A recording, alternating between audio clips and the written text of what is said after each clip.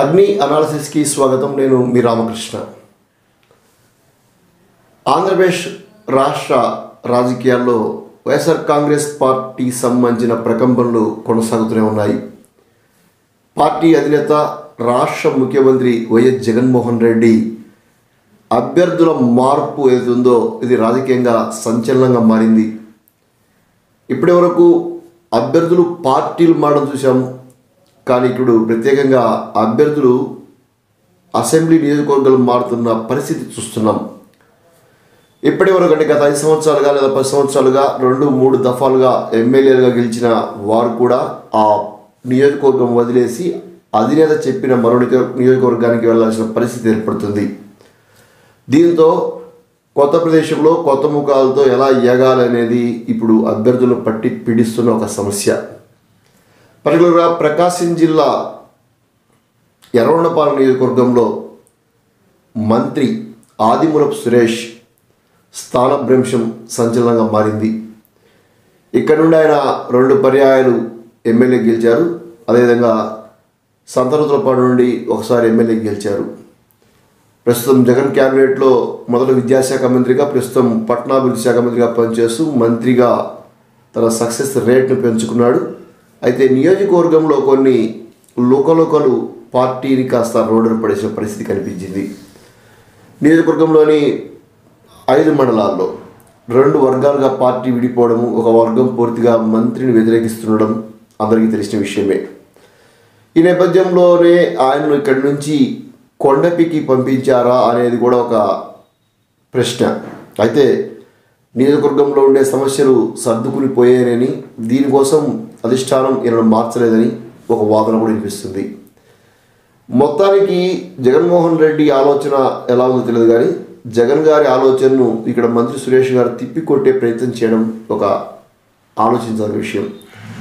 అంటే ఇక్కడ పార్టీ అనుయాయులు నాయకులతోటి రాజీనామాల ప్రకటన చేయించి ఆందోళన చేయించడం ద్వారా ఎర్రగొండపాలెంలోనే ఆయన మరలా పోటీ చేయాలనే ఒక వ్యూహం ఏది ఉందో ఆ వ్యూహం ఇక్కడ బెడిసి కొట్టినట్లయింది. ఎందుకు ఆదిమూలపు సురేష్ గారు ఇక్కడే ఎందుకు పోటీ చేయాలనుకుంటున్నారు, కొండపి పోతే వచ్చే నష్టం ఏంటి అనేది ఒక వర్గం యొక్క వాదన.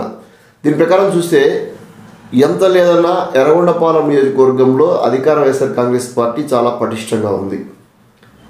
పార్టీలో అంతర్గత కలహాలు, మంత్రి సురేష్కు వ్యతిరేక వర్గం, మంత్రి సురేష్ అంటే గిట్టని వాళ్ళు ఉన్నప్పటికీ పార్టీని మాత్రం పక్కకు పోయే పరిస్థితి కనిపించడం లేదు. ముఖ్యంగా జగన్మోహన్ రెడ్డి యొక్క మాటను జవదాటే పరిస్థితి కనిపించడం లేదు.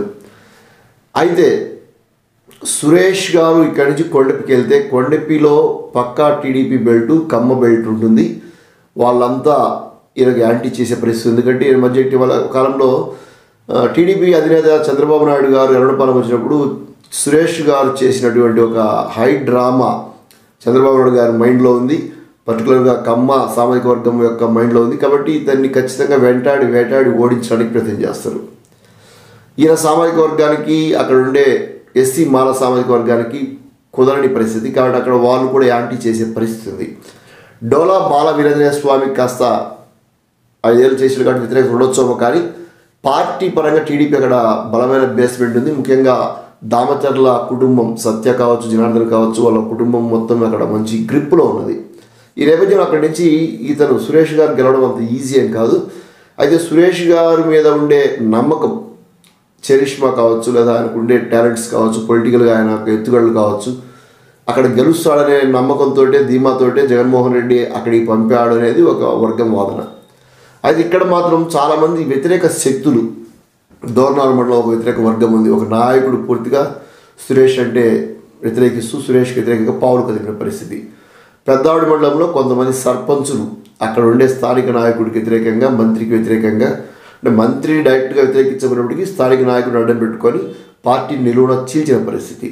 అదేవిధంగా మాజీ ఎంపీపీగా చేసిన వ్యక్తి, జెడ్పీటీసీ చేసిన వ్యక్తి పూర్తిగా పార్టీని ఇబ్బంది పెట్టిన పరిస్థితి, సురేష్ని ఇబ్బంది పెట్టిన పరిస్థితి. పుల్లలచెరువు మండలంలో ఒక వ్యక్తి, త్రిపురాంతక మండలంలో ఒక వ్యక్తి, ఇట్లా ఎర్రగొండపాలెంలో ఒకరు. అన్ని మండలాల్లో వర్గాల వారికి విడిపోయి పార్టీని మ్యాక్సిమం 2 ముక్కలుగా చేశారు.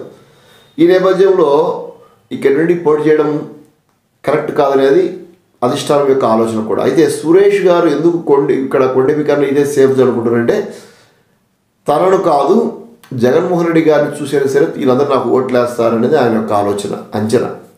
అందుకని ఏం చేశారంటే పార్టీ మండల స్థాయి నాయకులు, జెడ్పీటీసీలు, ఎంపీపీలు, కన్వీనర్లు వీళ్ళందరితోటి రాజీనామాల ప్రకటన చేయించారు. ఆయన చేయించలేదు, వీళ్ళే చేశారు అనుకుందాం. కాస్త లోతుగా దాని మీద స్టడీ చేస్తే అర్థమవుతుంది అనమాట ఎందుకు ఈ డ్రామా ఆడారనేది. సరే, ఈ డ్రామా ఏమైంది, బెడ్స్ కొట్టింది. అధిష్టానం చాలా సీరియస్గా తీసుకుంది ఈ నిర్ణయాన్ని. సో అధిష్టానం చెప్పింది చేయాలి కాబట్టి మీరు ఇష్టపడ్డ స్టేట్మెంట్ ఇస్తే కుదరదని చెప్పడంతో వీళ్ళు ఒకరోజు స్టేట్మెంట్ ఇచ్చి ఆగిపోయారు. ఒకరిద్దరు డీలర్లు మేము రాజీనామా చేస్తున్నామని ప్రకటించారు. సరే, ఇవన్నీ జనరల్ జరుగుతున్నాయి. మొత్తం మీద ఇక్కడి నుండి పోటీ చేస్తే తనకుండే మైనస్లు ఉన్నప్పటికీ పార్టీకి ఉండే పట్టుతోటి ఎట్లయినా గెలవచ్చు. 30,000తో గెలిచాము, కనీసం 5-6,000తో గెలవమా అనేది ఇది అంచనా. ఈ నేపథ్యంలోనే కొండెపికన్నా సేఫ్ జోన్గా దీన్ని భావించి ఒక వ్యూహం పన్నారు. అయితే వ్యూహం బెడ్స్ కొట్టింది. ఈ షో ఏదైతే ఉందో రాజీనామాల షో అట్టర్ ఫ్లాప్గా అయిందని రాజకీయ పరిశీలకులు కూడా భావిస్తున్న విషయం. ఇక ఎర్రగొండపాలెం నియోజకవర్గంలోని పెద్దారెడ్డి మండలంలోనే అంతో ఎంతో మంత్రి అంటే మేము ఉన్నాము, మంత్రికి మేము కొమ్ము కాస్తామని అన్నారు తప్ప మిగతా మండలాల్లో అట్లాంటి టాక్స్, అట్లాంటి డెసిషన్స్ వచ్చిన పరిస్థితి కూడా కనిపించలేదు. ఎనీహౌ అధిష్టానం అంటే ఇక్కడ అధినేత జగన్మోహన్ రెడ్డి గారి నిర్ణయానికి కాదని ఎవరు కూడా ఎమ్మెల్యే కావచ్చు, ఎంపీ కావచ్చు, మంత్రి కావచ్చు ఎటువంటి వ్యతిరేక నిర్ణయం తీసుకునే అవకాశం లేదు. ఆయన యొక్క నిర్ణయమే శిరోధార్యం. ఆయన చెప్పింది తప్పక చేయాల్సిందే యొక్క వాదన ఇప్పుడు కనిపిస్తుంది. మరి మంత్రి సురేష్ తన యొక్క భవిష్యత్తు ఎలా ఉండబోతుందో ఏమో తెలియదు, కానీ ఎర్రగొండపాలెంలో ఆడిన రాజీనామాల షో మాత్రం అటర్ ఫ్లాప్ అయింది. వ్యూహం బెడిసి కొట్టిందని పరిశీలకులు భావిస్తున్నారు. థ్యాంక్ యూ ఫర్ వాచింగ్ అగ్ని అనాలిసిస్.